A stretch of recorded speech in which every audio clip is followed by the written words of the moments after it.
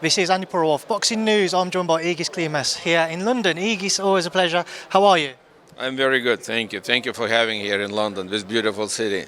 It's always good to see you, Egis. Obviously, your heavyweight charge, Oleksandr Usyk, returns against Daniel Dubois come the end of August.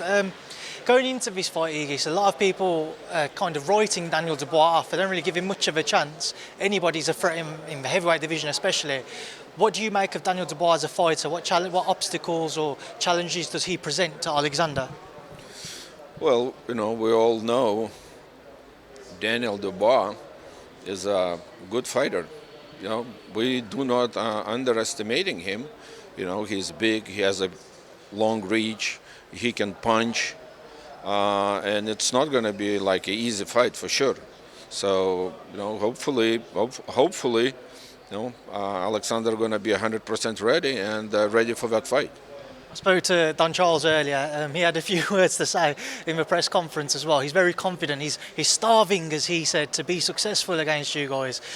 He said that he needs Daniel to impose his physical attributes. That's what people said about Anthony Joshua, that he needed to use his size to his advantage. When you look at Daniel, do you think there's more of a chance that he might be more imposing in the ring?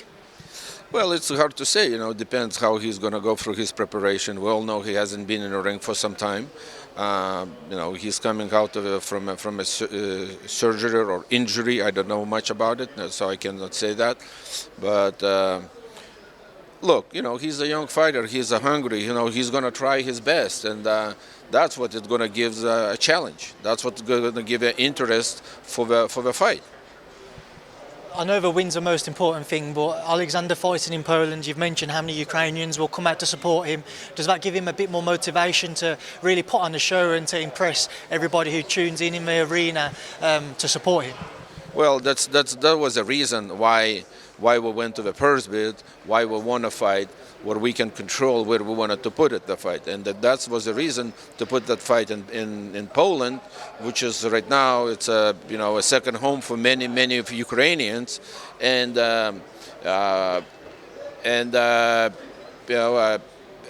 tickets has a reasonable prices, and people to travel, for example, from Ukraine to travel to UK, they need to go through the visa process, and it's not too many people can come over. We're planning to bring some soldiers from the front lines who is fighting in Ukraine. So I think it's going to be like for Usyk fighting at home. Egis, I know obviously Daniel's a mandatory challenger. In the build-up to this fight, there was all the talk of the undisputed bout with Tyson Fury, and we obviously don't get that next, but we get Oleksandr and Daniel, and now it's been announced Tyson Fury and Francis Ngannou. The boxing world wasn't necessarily pleased by that. What did you make of seeing the news of Tyson Fury, Francis Ngannou taking place next? I haven't seen a single positive comment about that. So, my thoughts to put in, it doesn't even makes any reason. You can look on internet, and you can open any boxing site, and you'll see all the negativity he's getting. We did an interview with Anthony Joshua on Monday. Obviously, he's got his Dillian Whyte rematch coming up, and he actually said he thinks Tyson Fury is ducking Oleksandr Usyk. Very possible, he is, my opinion, he's not afraid of Oleksandr Usyk, but he's afraid to lose. Is that simply so? You don't think greed at all comes into it? That's been a lot of talk whether Tyson's been a bit greedy with the negotiations and what he wants financially. He already showed how greedy he is, so I don't have to comment bad comments about the man. He showed already everything, who he is and how he is. Oleksandr signing with Skills Challenge as well, Egis, moving forwards and looking towards what could be next. If he comes through the Daniel Dubois fight, is there any guarantee that we do see the undisputed bout between Tyson and Oleksandr early next year now? There is no guarantees for, especially in boxing. No guarantees. We signed, we're happy with Skill Challenge, having as a co-promoter for Oleksandr, and I'm sure we're going to try to make that fight between two of them, Fury and Oleksandr Usyk. Are those talks still ongoing in the background? No, right now we're not talking about it right now. Little, but not aggressively. One thing I want to get your thoughts on as well, some people have questioned whether or not Tyson Fury should be stripped by the WBC. The WBC have come out saying they won't be doing that. Your thoughts, should he have lost his world title going into this Ngannou fight? That's a WBC business. I'm not going to tell them what to do.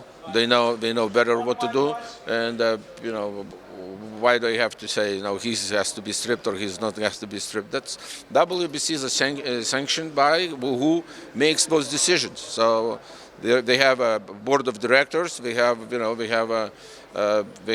their own thing, and if they allow, they allow. Egis, last time I saw you and last time I spoke to you, it was before Vasily Lomachenko fought Devin Haney. There was a lot of talk after that fight whether we'd see a rematch. It was a very close one. In the arena, it seemed to be most people felt Vasily had done enough to have his hand raised. That wasn't the case. What's the latest with Vasily there? Vasily, after the fight, he went back home to Ukraine. Do we want to get a rematch? Yes, of course we do. Are we going to get it? Most likely not, because Haney already knows whom he fought. Did Vasily won that fight? Yes, he did. He did 100% that fight, but unfortunately, the judges, I can't say corrupt or not corrupt, but they see a different what we saw.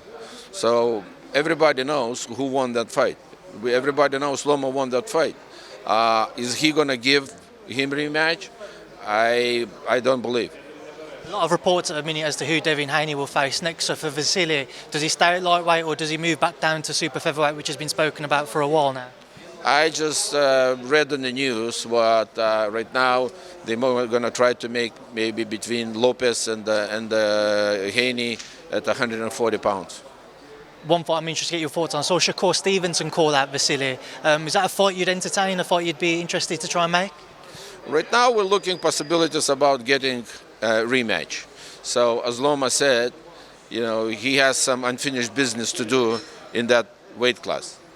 And then just a final fight to get your thoughts on. It was mentioned Anthony Joshua, former opponents of Oleksandr Usyk, getting ready for that Dillian-Whyte rematch. Egis, what's your take on that fight?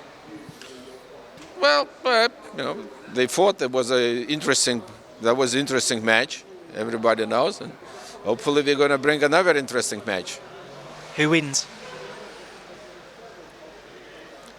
Depends how Anthony is. If he's still struggling in his mental head, so it could be a different story. If he's okay mentally, he should win a fight. He's a good fighter.